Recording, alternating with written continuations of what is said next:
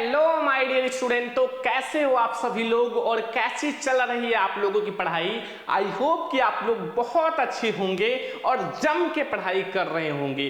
देखो जितने भी स्टूडेंट मैथ पढ़ रहे हैं ना, चाहे वो 9th में हो चाहे वो 10th में हो, ठीक है, उनके लिए एक बहुत ज्यादा इंपॉर्टेंट ये क्लास है। ठीक है, 10th में 2-3 मार्क्स का ये क्वेश्चन पूछा जाता है कि जो परिमेय संख्या होती है वो क्या होती है और जो अपरिमेय संख्या होती है वो क्या होती है। ठीक है, साथ में पहचानने का ट्रिक भी बताऊंगा। आपको सातों जन्म याद रहेगा, जिंदगी में आप कभी नहीं भूलोगे कि ये जो परिमेय संख्या होती है ये क्या होती है।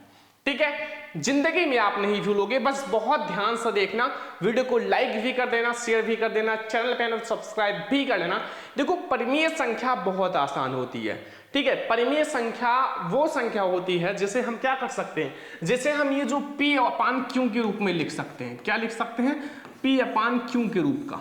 ठीक है, देखो मैं आपको बहुत अच्छे से समझाऊंगा। देखो ध्यान से समझना माय डियर स्टूडेंट।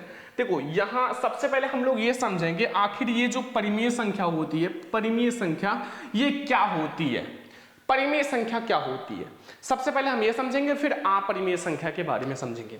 देखो परिमेय संख्या जो होती है, परिमेय संख्या वे संख्याएं, ठीक है, वे संख्याएं जिन्हें p अपान q, क्या है, p अपान q के रूप का लिखा जाता है। ठीक है, p अपान q के रूप का लिखा जाता है, परिमेय संख्या कहलाती है।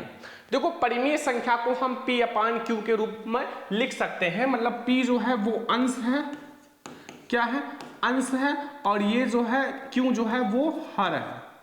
ठीक है, अंश और हर के रूप में लिख सकते हैं, p अपान q के रूप में लिख सकते हैं, वो परिमेय संख्या कहलाती है।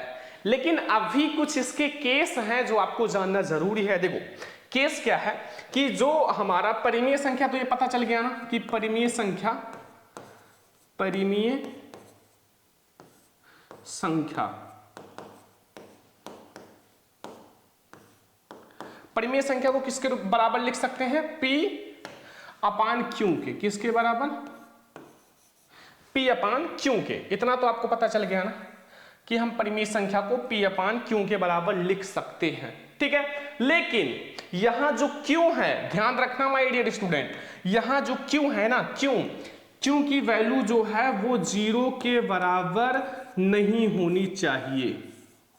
ये भी केस याद रखना, जो ये हर है यानी कि q है ना, इसकी वैल्यू 0 के बराबर नहीं होनी चाहिए। किसके बराबर? 0 के बराबर नहीं होना चाहिए, मतलब इसका जो हर है वो 0 के बराबर ना हो। ठीक है, ये बात ध्यान रखना।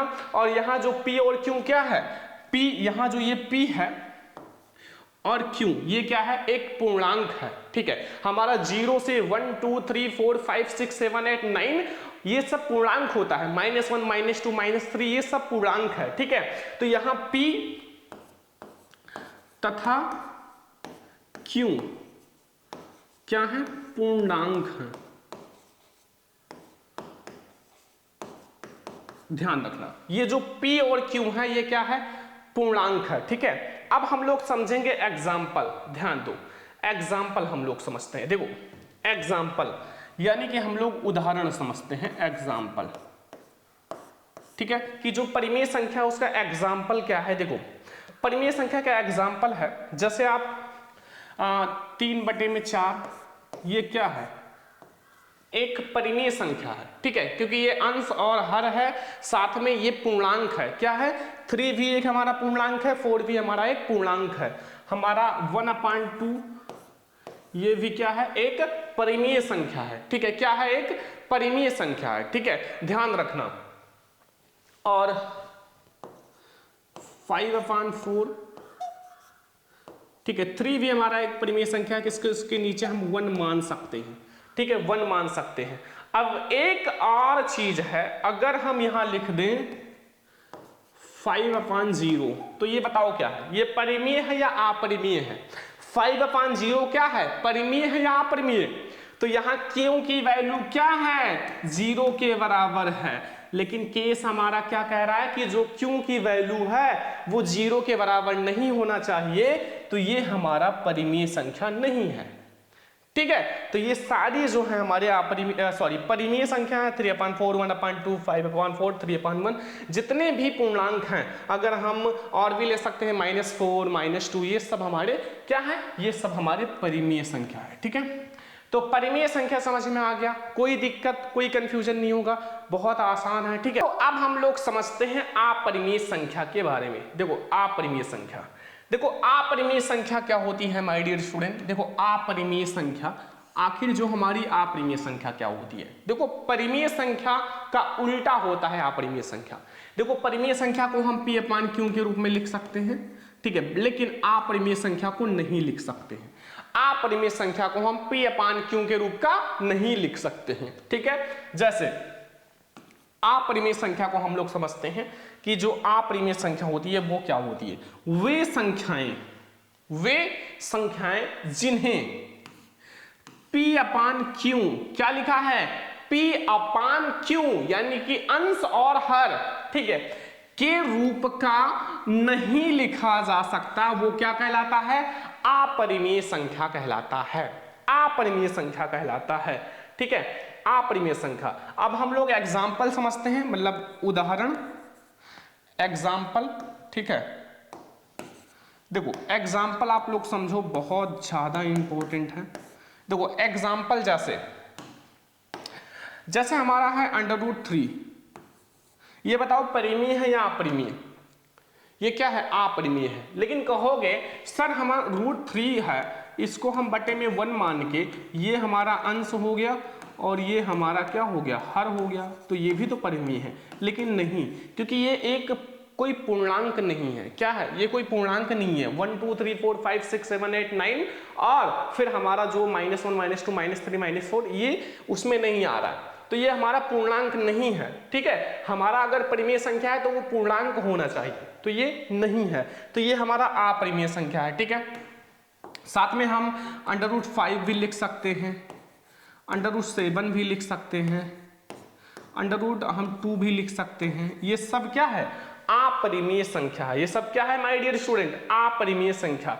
ऐसे हम रूट वाला, अब जैसे देखो हम 5 + √3, ये क्या है, ये हमारा क्या है, कहोगे सर 5 तो परिमेय है, लेकिन अगर परिमेय और अपरिमेय संख्या जुड़े, मतलब अगर हम बात करें कि जो परिमेय है, मतलब परिमेय में प्लस अपरिमेय करें तो वो हमारा क्या हो जाता है, वो हमारा हो जाता है अपरिमेय संख्या। क्या हो जाता है, अपरिमेय। तो इसमें हमारा ये परिमेय है और इसमें मैंने अपरिमेय ऐड करा, तो वो हमारा अपरिमेय हो गया, तो ये भी हमारा अपरिमेय संख्या है। अब हम लोग और भी ले सकते हो, बहुत सारे एग्जाम्पल हैं, 2 + √5 या √3 आदि। तो ये सब क्या है, अपरिमेय संख्या है। ठीक है, आपके बोर्ड में आता है, आप प्रूव करो, सिद्ध करो कि √5 एक अपरिमेय संख्या है, √2 एक अपरिमेय संख्या है, तो आपको मैं बताऊंगा कैसे करना है। वैसे अभी मैंने इस वीडियो में मैं आपको समझाया हूं कि आखिर जो हमारा परिमेय संख्या, ये जो परिमेय संख्या है, ठीक है, और अपरिमेय संख्या, ये क्या होता है। बहुत आसान लैंग्वेज में मैंने आपको समझाया है और आई होप कि आपको परिमेय और अपरिमेय जिंदगी भर याद रहेगा। बस छोटा सा कॉन्सेप्ट था, इसमें कुछ था नहीं। ठीक है, बस यही है कि P/Q के रूप का हम किसको लिख सकते हैं, परिमेय संख्या को। ठीक है, ये परिमेय संख्या को हम P/Q के रूप का लिख सकते हैं, और जो P/Q के रूप का किसको नहीं ले सकते हैं, अपरिमेय संख्या को। अपरिमेय संख्या को याद रखना कि हम P/Q के रूप का नहीं लिख सकते हैं, बस। तो ये आपको परिमेय और अपरिमेय का कंफ्यूजन समझ में आ गया होगा, कोई दिक्कत कोई कंफ्यूजन नहीं होगा। एग्जांपल्स भी मैंने बता दिया, बहुत सारे एग्जांपल्स। ठीक है, ये सारे एग्जांपल्स आप नोट कर लेना। ये जो मैंने एग्जांपल्स बताए हैं ये बोर्ड एग्जाम के लिए बहुत ज़्यादा ही स्पेशल है, तो ये एग्जांपल्स भी आप लोग नोट कर लेना। ठीक है, और आई होप कि आप लोगों को ये वीडियो बहुत ज़्यादा पसंद आया होगा। पसंद आया वीडियो को लाइक करना, शेयर करना, चैनल पे ना सब्सक्राइब भी करना। हम लोग मिलेंगे नेक्स्ट इंपॉर्टेंट वीडियो में, तब तक के लिए जय हिंद।